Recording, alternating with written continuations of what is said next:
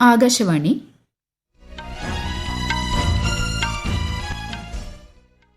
നമസ്കാരം. വാർത്തകൾ വായിക്കുന്നത് അശ്വതി.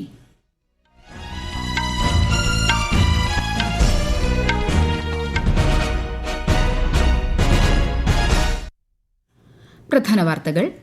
രാഷ്ട്രപതി ദ്രൌപദി മുർമുവിന്റെ മണിപ്പൂർ സന്ദർശനം പുരോഗമിക്കുന്നു. വിവിധ വികസന പദ്ധതികൾക്ക് രാഷ്ട്രപതി ഇന്ന് തുടക്കം കുറിക്കും. പ്രധാനമന്ത്രി നരേന്ദ്രമോദിയുടെ ത്രിരാഷ്ട്ര സന്ദർശനത്തിന് തിങ്കളാഴ്ച തുടക്കമാകും. മുൻ കേന്ദ്ര ആഭ്യന്തരമന്ത്രി ശിവരാജ് പാട്ടീൽ അന്തരിച്ചു. അനുശോചിച്ച് പാർലമെന്റിന്റെ ഇരുസഭകളും. കോവിഡ് ഡ്യൂട്ടിക്കിടെ മരിച്ച സ്വകാര്യ മേഖലയിലെ ഡോക്ടർമാരുടെ കുടുംബങ്ങൾക്ക് ഗരീബ് കല്യാൺ യോജനയിലെ ഇൻഷുറൻസ് തുക നൽകണമെന്ന് സുപ്രീംകോടതി. കേരളത്തിൽ തദ്ദേശ തെരഞ്ഞെടുപ്പിന്റെ വോട്ടെണ്ണൽ നാളെ. മാതൃകാ പെരുമാറ്റച്ചട്ടം ഈ മാസം 18 വരെ തുടരും. ഏഷ്യാകപ്പ് അണ്ടർ-19 ക്രിക്കറ്റിൽ ഇന്ത്യ UAE മത്സരം പുരോഗമിക്കുന്നു. വാർത്തകൾ വിശദമായി. രാഷ്ട്രപതി ദ്രൌപദി മുർമുവിന്റെ മണിപ്പൂർ സന്ദർശനം പുരോഗമിക്കുന്നു. ഇംഫാലിലെ ന്യൂപിലാൽ മെമ്മോറിയൽ കോംപ്ലക്സിൽ മണിപ്പൂരിലെ ധീരവനിതകൾക്ക് രാഷ്ട്രപതി ശ്രദ്ധാഞ്ജലി അർപ്പിച്ചു. സേനാപതിയിൽ പൊതുസമ്മേളനത്തെ ശ്രീമതി മുർമു അഭിസംബോധന ചെയ്യുകയാണ്. വിവിധ വികസന പദ്ധതികളുടെ ഉദ്ഘാടനവും തറക്കല്ലിടലും രാഷ്ട്രപതി ഇന്ന് നിർവഹിക്കും. ജോർദാൻ, എത്യോപ്യ, ഒമാൻ എന്നീ രാജ്യങ്ങളിലേക്കുള്ള പ്രധാനമന്ത്രി നരേന്ദ്രമോദിയുടെ 4 ദിവസത്തെ സന്ദർശനത്തിന് തിങ്കളാഴ്ച തുടക്കമാകും. സന്ദർശനത്തിന്റെ ആദ്യപാദത്തിൽ ജോർദാനിലെത്തുന്ന അദ്ദേഹം അബ്ദുള്ള രണ്ടാമൻ രാജാവുമായി കൂടിക്കാഴ്ച നടത്തും. ഇന്ത്യ ജോർദാൻ ബന്ധത്തിന്റെ 75ാം വാർഷികം ആഘോഷിക്കുന്ന വേളയിൽ ഇരു രാജ്യങ്ങളും തമ്മിലുള്ള സഹകരണം ശക്തിപ്പെടുത്തുന്നതിനെ സംബന്ധിച്ച് ചർച്ച ചെയ്യും. ചൊവ്വാഴ്ച എത്യോപ്യയിലെത്തുന്ന ശ്രീ നരേന്ദ്രമോദി വിവിധ ഉഭയകക്ഷി ചർച്ചകളിലും പങ്കെടുക്കും. ഏകദിന എത്യോപ്യ സന്ദർശനം പൂർത്തിയാക്കി പ്രധാനമന്ത്രി നരേന്ദ്രമോദി ഈ മാസം 17-ന് ഒമാനിലെത്തും. മുതിർന്ന കോൺഗ്രസ് നേതാവും മുൻ കേന്ദ്ര ആഭ്യന്തരമന്ത്രിയുമായ ശിവരാജ് പാട്ടീൽ അന്തരിച്ചു. മഹാരാഷ്ട്രയിലെ ലാത്തൂരിലെ വസതിയിൽ ഇന്ന് രാവിലെയായിരുന്നു അന്ത്യം. 91 വയസ്സായിരുന്നു. ലോക്സഭാ സ്പീക്കർ, ഗവർണർ ഉൾപ്പെടെ പ്രധാന സ്ഥാനങ്ങൾ വഹിച്ചിട്ടുണ്ട്. മുതിർന്ന കോൺഗ്രസ് നേതാവും മുൻ കേന്ദ്ര ആഭ്യന്തരമന്ത്രിയുമായ ശിവരാജ് പാട്ടീലിന്റെ നിര്യാണത്തിൽ രാഷ്ട്രപതി ദ്രൌപദി മുർമു, പ്രധാനമന്ത്രി നരേന്ദ്രമോദി എന്നിവർ അനുശോചനം രേഖപ്പെടുത്തി. പൊതുജീവിതത്തിൽ ദീർഘകാലം MLA, MP, മഹാരാഷ്ട്ര നിയമസഭയുടെയും ലോക്സഭയുടെയും സ്പീക്കർ എന്നീ നിലകളിൽ സേവനമനുഷ്ഠിച്ചിട്ടുള്ള പാട്ടീൽ പരിചയസമ്പന്നനായ നേതാവായിരുന്നുവെന്ന് പ്രധാനമന്ത്രി സമൂഹമാധ്യമത്തിൽ കുറിച്ചു. പാർലമെന്റിന്റെ ഇരുസഭകളിലും നടപടികൾ പുരോഗമിക്കുന്നു. ശിവരാജ് പാട്ടീലിന്റെ വിയോഗത്തിൽ ലോക്സഭയും രാജ്യസഭയും അനുശോചിച്ചു. പാട്ടീലിന്റെ വിയോഗം രാജ്യത്തിന് വലിയ നഷ്ടമാണെന്ന് ലോക്സഭാ സ്പീക്കർ ഓം ബിർള അനുസ്മരിച്ചു. രാജ്യത്തിന്റെ ഭരണ നിർവഹണത്തിൽ ശിവരാജ് പാട്ടീലിന്റെ സംഭാവനകൾ എടുത്തു പറയേണ്ടതാണെന്ന് രാജ്യസഭാ അധ്യക്ഷൻ CP രാധാകൃഷ്ണൻ പറഞ്ഞു. ആന്ധ്രാപ്രദേശിലെ അല്ലൂരി സീതാരാമ രാജു ജില്ലയിലുണ്ടായ ബസ് അപകടത്തിൽ മരണസംഖ്യ 9 22 പേർക്ക് പരിക്കേറ്റു. രാഷ്ട്രപതി ദ്രൌപദി മുർമു, ഉപരാഷ്ട്രപതി CP രാധാകൃഷ്ണൻ, പ്രധാനമന്ത്രി നരേന്ദ്രമോദി എന്നിവർ അനുശോചനം രേഖപ്പെടുത്തി. പരിക്കേറ്റവർ എത്രയും വേഗം സുഖം പ്രാപിക്കട്ടെ എന്ന് അവർ സമൂഹമാധ്യമത്തിൽ കുറിച്ചു. അപകടത്തിൽ ജീവൻ നഷ്ടപ്പെട്ടവർക്ക് പ്രധാനമന്ത്രിയുടെ ദേശീയ ദുരിതാശ്വാസ നിധിയിൽ നിന്ന് 2 ലക്ഷം രൂപയും പരിക്കേറ്റവർക്ക് 50,000 രൂപയും നഷ്ടപരിഹാരം പ്രഖ്യാപിച്ചു. കേരളത്തിൽ 2 ഘട്ടങ്ങളിലായി നടന്ന തദ്ദേശ തെരഞ്ഞെടുപ്പിന്റെ വോട്ടെണ്ണൽ നാളെ രാവിലെ 8 മണിക്ക് ആരംഭിക്കും. സംസ്ഥാനത്ത് 244 കേന്ദ്രങ്ങളാണ് നാളത്തെ വോട്ടെണ്ണലിനായി ഒരുക്കിയിരിക്കുന്നത്. അതേസമയം മാതൃകാ പെരുമാറ്റച്ചട്ടം ഈ മാസം 18 വരെ തുടരുമെന്ന് തെരഞ്ഞെടുപ്പ് കമ്മീഷൻ അറിയിച്ചു. വിശദാംശങ്ങളിലേക്ക്. ആദ്യം പോസ്റ്റൽ വോട്ടുകളാകും എണ്ണുന്നത്. ജില്ലാ പഞ്ചായത്തുകളിലെ പോസ്റ്റൽ ബാലറ്റുകൾ കളക്ടറേറ്റുകളിൽ ജില്ലാ കളക്ടർമാരുടെ നേതൃത്വത്തിലും മറ്റ് പോസ്റ്റൽ ബാലറ്റുകൾ അതാത് വരണാധികാരികളുടെ ടേബിളിലും എണ്ണും. ഇതിനുശേഷമായിരിക്കും വോട്ടിംഗ് യന്ത്രങ്ങളിലെ വോട്ടുകൾ എണ്ണിത്തുടങ്ങുന്നത്. ഇതിനായി ഇലക്ട്രോണിക് വോട്ടിംഗ് യന്ത്രങ്ങളുടെ കൺട്രോൾ യൂണിറ്റുകൾ സ്ട്രോങ് റൂമുകളിൽ നിന്ന് ടേബിളുകളിൽ എത്തിക്കും. ഓരോ ബൂത്തും എണ്ണിത്തീരുമ്പോൾ വോട്ടുനില തിരഞ്ഞെടുപ്പ് കമ്മീഷന്റെ ട്രെൻഡ് പോർട്ടലിൽ ലഭ്യമാകും. അതേസമയം വോട്ടെണ്ണൽ നടക്കുന്നതിനാൽ എല്ലാ സർക്കാർ ട്രഷറികളും നാളെ തുറന്നു പ്രവർത്തിക്കും. ഇത് സംബന്ധിച്ച് ട്രഷറി ഡയറക്ടർക്ക് സംസ്ഥാന തെരഞ്ഞെടുപ്പ് കമ്മീഷൻ നിർദ്ദേശം നൽകിയിരുന്നു. News desk, Akashvani. തദ്ദേശ തെരഞ്ഞെടുപ്പിൽ സ്ഥാനാർത്ഥികളും രാഷ്ട്രീയ പാർട്ടികളും ഉപയോഗിച്ച പ്രചാരണ സാമഗ്രികൾ നീക്കം ചെയ്യണമെന്ന് സംസ്ഥാന തെരഞ്ഞെടുപ്പ് കമ്മീഷൻ. റോഡിലും പൊതുസ്ഥലങ്ങളിലുമുള്ള പ്രചരണ ബോർഡുകൾ, ബാനറുകൾ എന്നിവ ഉടൻ നീക്കം ചെയ്യാൻ സ്ഥാനാർത്ഥികളും രാഷ്ട്രീയ പാർട്ടികളും മുൻകൈയെടുക്കണമെന്നും കമ്മീഷൻ അറിയിച്ചു. കേരളത്തിൽ തദ്ദേശ തെരഞ്ഞെടുപ്പിന്റെ 2ാം ഘട്ടത്തിൽ മികച്ച പോളിംഗ്. തൃശൂർ മുതൽ കാസർഗോഡ് വരെയുള്ള ജില്ലകളിലേക്ക് ഇന്നലെ നടന്ന തെരഞ്ഞെടുപ്പിൽ 76.08% പോളിംഗാണ് രേഖപ്പെടുത്തിയത്. 2 ഘട്ടങ്ങളിലായി നടന്ന തെരഞ്ഞെടുപ്പിൽ 14 ജില്ലകളിലെ ആകെ പോളിംഗ് ശതമാനം 73.69 ആണ്. തീവ്ര വോട്ടർ പട്ടിക പരിഷ്കരണത്തിന്റെ 2ാം ഘട്ടത്തിനുള്ള സമയപരിധി 6 ഇടങ്ങളിൽ പുനർനിശ്ചയിച്ച കേന്ദ്ര തെരഞ്ഞെടുപ്പ് കമ്മീഷൻ. പുതുക്കിയ സമയക്രമപ്രകാരം തമിഴ്നാടും ഗുജറാത്തും ഈ മാസം 14-നകം പ്രവർത്തനം പൂർത്തിയാക്കണം. മധ്യപ്രദേശ്, ഛത്തീസ്ഗഡ്, ആൻഡമാൻ നിക്കോബർ ദ്വീപുകളിൽ ഈ മാസം 18 വരെയും ഉത്തർപ്രദേശിൽ ഡിസംബർ 26 വരെയുമാണ് നീട്ടിയത്. കേരളത്തിന് ഈ മാസം 18 വരെ ഫോമുകൾ നൽകാവുന്നതാണ്.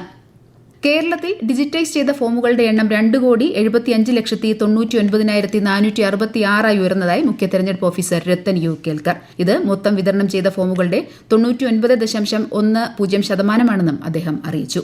ഈ വാർത്തകൾ ആകാശവാണിയിൽ നിന്ന്. ആകാശവാണി വാർത്തകളും വാർത്താധിഷ്ഠിത പരിപാടികളും all India radio news Thiruvananthapuram YouTube ചാനലിലും all India radio news Thiruvananthapuram Facebook പേജിലും AR News_ തിരുവനന്തപുരം ഇൻസ്റ്റഗ്രാം അക്കൌണ്ടിലും AR News_TVM X ഹാൻഡിലും ലഭ്യമാണ്. കോവിഡ് ഡ്യൂട്ടിക്കിടെ മരിച്ച സ്വകാര്യ മേഖലയിലെ ഡോക്ടർമാരുടെ കുടുംബങ്ങൾക്ക് ഗരീബ് കല്യാൺ യോജന പ്രകാരം 50 ലക്ഷം രൂപയുടെ ഇൻഷുറൻസ് നൽകണമെന്ന് സുപ്രീംകോടതി. ഇൻഷുറൻസ് പരിരക്ഷയിൽ നിന്ന് സ്വകാര്യ പ്രാക്ടീഷണർമാരെ ഒഴിവാക്കിയ ബോംബെ ഹൈക്കോടതി വിധി പരമോന്നത കോടതി റദ്ദാക്കി. കോവിഡ് പ്രതിസന്ധി കാലത്ത് എല്ലാ ഡോക്ടർമാരുടെയും സേവനം സർക്കാർ ആവശ്യപ്പെട്ടിരുന്നതായി കോടതി നിരീക്ഷിച്ചു. കേരള അന്താരാഷ്ട്ര ചലച്ചിത്രോത്സവത്തിന്റെ 30ാം പതിപ്പിന്റെ ഉദ്ഘാടനം ഇന്ന് വൈകിട്ട് തിരുവനന്തപുരം നിശാഗന്ധിയിൽ നടക്കും. കൂടുതൽ വിവരങ്ങളുമായി ആകാശവാണി ലേഖകൻ സ്മിതി M. പള്ളുരുത്തി. ചലച്ചിത്രോത്സവത്തിന്റെ ഉദ്ഘാടന ചടങ്ങുകൾ ഇന്ന് വൈകിട്ട് 6 മണിക്കാണ് നിശാഗന്ധിയിൽ ആരംഭിക്കുന്നതെങ്കിലും രാവിലെ മുതൽ തന്നെ സിനിമാ പ്രദർശനങ്ങൾക്ക് തുടക്കമായി. സംസ്ഥാനത്തിന്റെ വിവിധ ഭാഗങ്ങളിൽ നിന്നെത്തിയ ചലച്ചിത്ര ആസ്വാദകർ രാവിലെ മുതൽ തന്നെ വേദികളിലേക്ക് എത്തിത്തുടങ്ങിയിരുന്നു. ടാഗോർ തിയേറ്ററിൽ രാവിലെ 9:30 സ്പാനിഷ് ചിത്രമായ ഇൻഗ്രിഡ് സാന്റോസിന്റെ ബീഫിന്റെ പ്രദർശനം ആരംഭിച്ചു. വൈകിട്ട് നിശാഗന്ധിയിൽ ഔപചാരിക ഉദ്ഘാടന ചടങ്ങിന് ശേഷം ഉദ്ഘാടന ചിത്രമായി പലസ്തീൻ 36 പ്രദർശിപ്പിക്കും. മത്സര വിഭാഗങ്ങളിലുള്ള ചിത്രങ്ങളുടെ പ്രദർശനം നാളെ മുതലാണ് ആരംഭിക്കുന്നത്. നാളെ മുതലുള്ള പ്രദർശനങ്ങൾക്കാണ് റിസർവേഷൻ സൗകര്യം ലഭ്യമാക്കിയിട്ടുള്ളത്. ഓരോ ദിവസവും രാവിലെ 8 മണി മുതൽ അടുത്ത ദിവസത്തേക്കുള്ള ബുക്കിംഗ് ആരംഭിക്കുമെന്ന് ചലച്ചിത്ര അക്കാദമി വൃത്തങ്ങൾ ആകാശവാണിയോട് പറഞ്ഞു. ഡിസംബർ 19 വരെ 16 തിയേറ്ററുകളിലെയാണ് പ്രദർശനങ്ങൾ.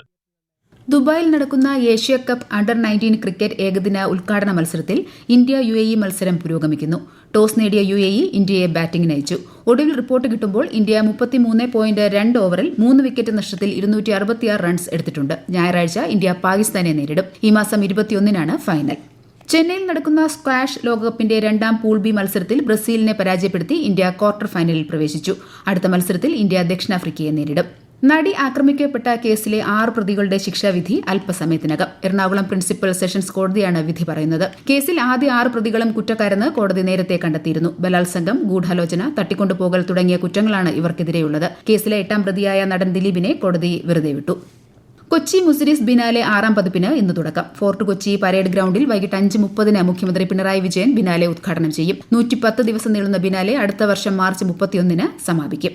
രാജ്യത്തെ ഓഹരി വിപണികളിൽ നേട്ടം. സെൻസെക്സ് 393 പോയിന്റ് ഉയർന്ന് 85,211-ലും നിഫ്റ്റി 122 പോയിന്റ് നേട്ടത്തിൽ 26,020-ലും വ്യാപാരം പുരോഗമിക്കുന്നു.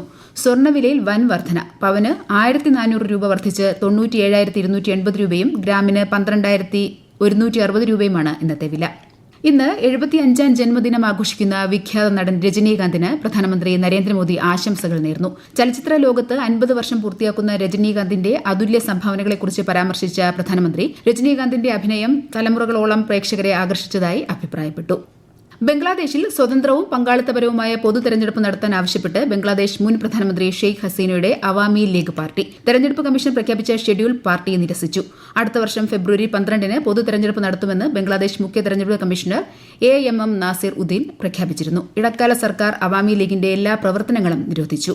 ജപ്പാനിൽ 6.7 തീവ്രത രേഖപ്പെടുത്തിയ ഭൂകമ്പം റിപ്പോർട്ട് ചെയ്തു. എമോറി പ്രിഫെക്ചറിൽ ഇന്ന് രാവിലെയാണ് ഭൂകമ്പം റിപ്പോർട്ട് ചെയ്തത്. കെ പെരുമോയിൽ നിന്ന് 120 കിലോമീറ്റർ തെക്ക് പടിഞ്ഞാറൻ മേഖലയിലാണ് ഭൂകമ്പം ഉണ്ടായതെന്ന് ജപ്പാൻ കാലാവസ്ഥാ ഏജൻസി അറിയിച്ചു.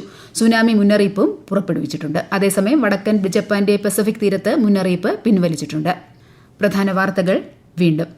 രാഷ്ട്രപതി ദ്രൌപദി മുർമുവിന്റെ മണിപ്പൂർ സന്ദർശനം പുരോഗമിക്കുന്നു. വിവിധ വികസന പദ്ധതികൾക്ക് രാഷ്ട്രപതി ഇന്ന് തുടക്കം കുറിക്കും. പ്രധാനമന്ത്രി നരേന്ദ്രമോദിയുടെ ത്രിരാഷ്ട്ര സന്ദർശനത്തിന് തിങ്കളാഴ്ച തുടക്കമാകും. മുൻ കേന്ദ്ര ആഭ്യന്തരമന്ത്രി ശിവരാജ് പാട്ടീൽ അന്തരിച്ചു. അനുശോചിച്ച് പാർലമെന്റിന്റെ ഇരുസഭകളും. കോവിഡ് ഡ്യൂട്ടിക്കിടെ മരിച്ച സ്വകാര്യ മേഖലയിലെ ഡോക്ടർമാരുടെ കുടുംബങ്ങൾക്ക് ഗരീബ് കല്യാൺ യോജനയിലെ ഇൻഷുറൻസ് തുക നൽകണമെന്ന് സുപ്രീംകോടതി. കേരളത്തിൽ തദ്ദേശ തെരഞ്ഞെടുപ്പിന്റെ വോട്ടെണ്ണൽ നാളെ. മാതൃകാ പെരുമാറ്റച്ചട്ടം ഈ മാസം 18 വരെ തുടരും. ഏഷ്യ കപ്പ് അണ്ടർ-19 ക്രിക്കറ്റിൽ ഇന്ത്യ UAE മത്സരം പുരോഗമിക്കുന്നു. വാർത്തകൾ കഴിഞ്ഞു. അടുത്ത വാർത്താ പ്രക്ഷേപണം വൈകിട്ട് 6:30-ന്.